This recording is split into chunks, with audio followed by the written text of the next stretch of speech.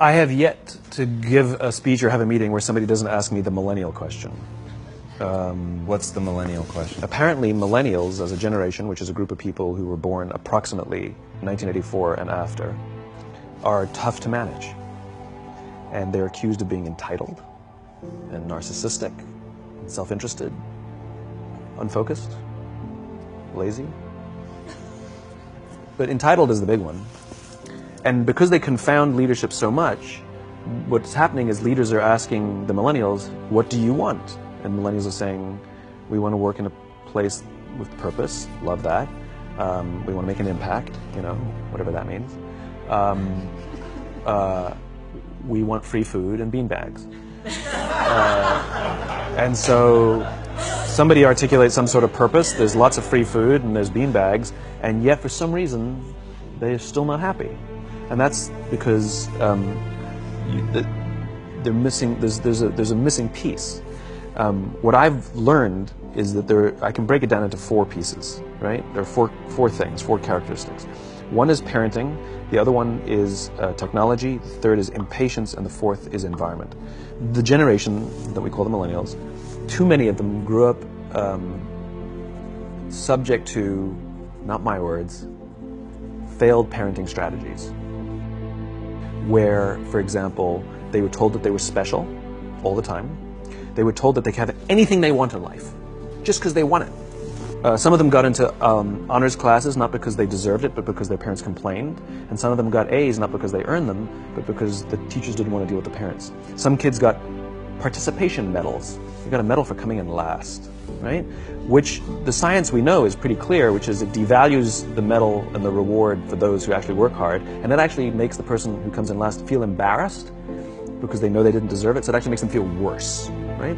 So you take this group of people, and they graduate school, and they get a job, and they're thrust into the real world, and in an instant, they find out they're not special, their moms can't get them a promotion, that you get nothing for coming in last, and by the way, you can't just have it because you want it. And in an instant, their entire self-image is shattered. And so you have an entire generation that's growing up with lower self-esteem than previous generations. The other problem, to compound it, is we're growing up in a Facebook, Instagram world. In other words, we're good at putting filters on things. We're good at showing people that life is amazing even though I'm depressed. And so everybody sounds tough, and everybody sounds like they got it all figured out. And the reality is there's very little toughness, and most people don't have it figured out. And so when the more senior people say, well, what should we do? They sound like, this is what you got to do. And they have no clue. Right? So you have an entire generation growing up with lower self-esteem than previous generations, right? Through no fault of their own. Through no fault of their own, right? They were dealt a bad hand. Now, let's add in technology. We know that engagement with social media and our cell phones releases a chemical called dopamine. That's why when you get a text, it feels good, right? So, you know, we've all had it where you're feeling a little bit down or feeling a bit lonely, and so you send out 10 texts to 10 friends, you know, hi, hi, hi, hi, hi, because it feels good when you get a response. It's why we count the likes, it's why we go back 10 times to see if my Instagram is growing slower, did I do something wrong? Do they not like me anymore, right? The trauma for young kids to be unfriended, right? Because we know when you get it, you get a hit of dopamine, which feels good. It's why we like it, it's why we keep going back to it. Dopamine is the exact same chemical that makes us feel good when we smoke, when we drink, and when we gamble. In other words, it's highly, highly addictive, right? We have age restrictions on smoking, gambling, and alcohol, and we have no age restrictions on social media and cell phones, which is the equivalent of opening up the liquor cabinet and saying to our teenagers, hey, by the way, this adolescence thing, if it gets you down... But that's basically what's happening. That's basically what's happening, right? That's basically what happened. You have an entire generation that has access to an addictive, numbing chemical called dopamine through social media and cell phones as they're going through the high stress of adolescence. Why is this important? Almost every alcoholic discovered alcohol when they were teenagers. When we're very, very young, the only approval we need is the approval of our parents. And as we go through adolescence, we make this transition where we now need the approval of our peers. Very frustrating for our parents, very important for us. It allows us to acculturate outside of our immediate families into the broader tribe, right? It's a highly, highly stressful and anxious period of our lives, and we're supposed to learn to rely on our friends. Some people, quite by accident, discover alcohol and numbing effects of dopamine to help them cope with the stresses and anxieties of adolescence. Unfortunately, that becomes hardwired in their brains, and for the rest of their lives, when they suffer significant stress, they will not turn to a person, they will turn to the bottle. Social stress, financial stress, career stress, that's pretty much the primary reasons why an alcoholic drinks, right?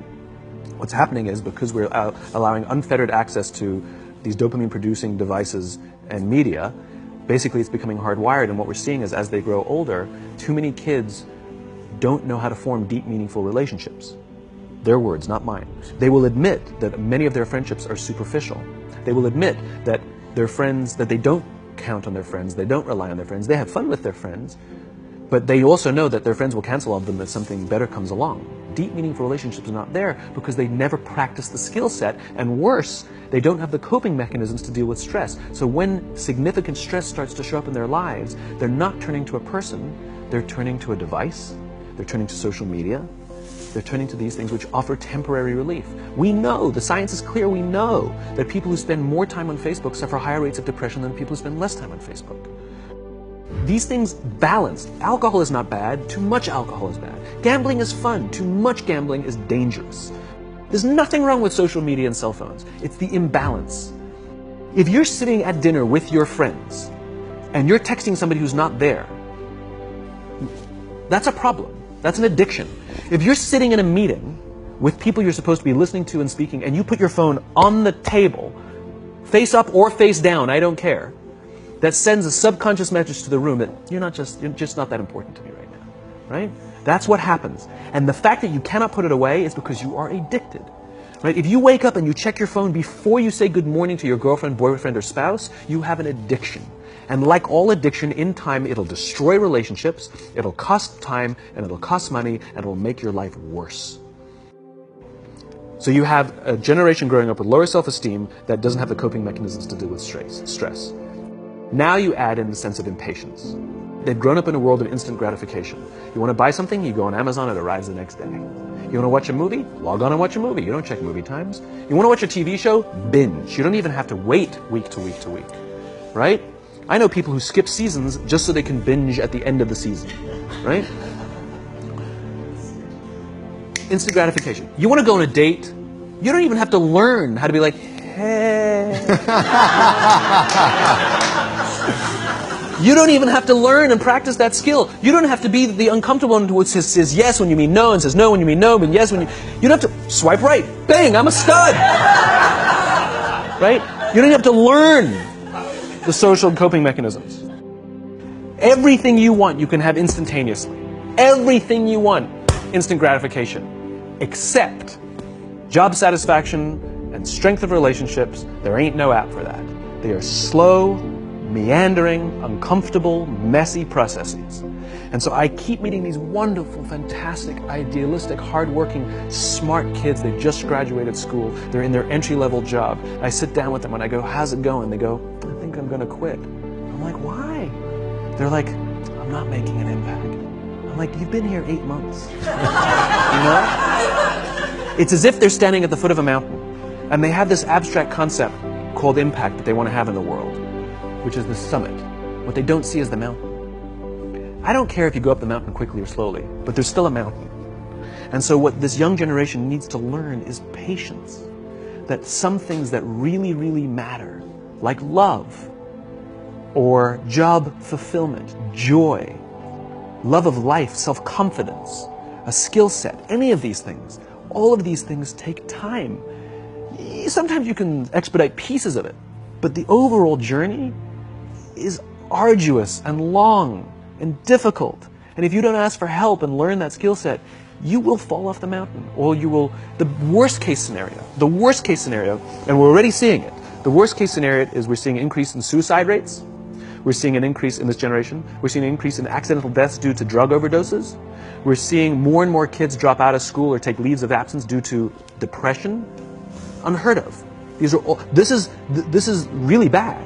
The best case scenario, those are all bad cases, right? The best case scenario is you'll have an entire population growing up and going through life and just never really finding joy. They'll never really find deep, deep fulfillment in work or in life. They'll just waft through life, and it'll be just, it's fine. How's your job? It's fine. It's the same as yesterday. How's your relationship? It's fine. Like that's the best case scenario. Which leads me to the fourth point, which is environment. Which is we're taking this amazing group of young, fantastic kids who were just dealt a bad hand. It's no fault of their own. And we put them in corporate environments that care more about the numbers than they do about the kids. They care more about the short-term gains than the long-term life of this young human being. We care more about the year than the lifetime, right? And so we are putting them in corporate environments that aren't helping them build their confidence, that aren't helping them learn the skills of cooperation, that aren't helping them overcome the challenges of a digital world and finding more balance, that isn't helping them overcome the need to have instant gratification and teach them the joys and impact and the fulfillment you get from working hard on something for a long time that cannot be done in a month or even in a year. And so we're thrusting to them in corporate environments, and the worst part about it is they think it's them. They blame themselves. They think it's them who can't deal. And so it makes it all worse. It's not. I'm here to tell them it's not them. It's the corporations, it's the corporate environments, it's the total lack of good leadership in our world today that is making them feel the way they do. They were dealt a bad hand, and I hate to say it, but it's the company's responsibility. It sucks to be you, like we have no choice, right? This is what we got, and I wish that society and their parents did a better job. They didn't. So we're getting them in our companies, and we now have to pick up the slack. We have to work extra hard to figure out the ways that we build their confidence. We have to work extra hard to find ways to teach them the social skills that they're missing out on. There should be no cell phones in conference rooms. None. Zero. And I don't mean the kind of like sitting outside waiting to text. I mean like when you're sitting and waiting for a meeting to start, this is what we all do. We all sit here and wait for the meeting to start. Meeting starting? Okay. And we start the meeting. No, that's not how relationships are formed. Remember we talked about it's the little things? Relationships are formed this way. We're waiting for a meeting to start and we go, how's your dad? I heard he was in the hospital. Oh, he's really good. Thanks for asking. He's actually at home now. Oh, I'm really glad. It was really amazing. I know, it was really scary for him. That's how you form relationships. Hey, did you ever get that report done? Oh my God, no, I didn't. I'll help you out. Can I help you out with that?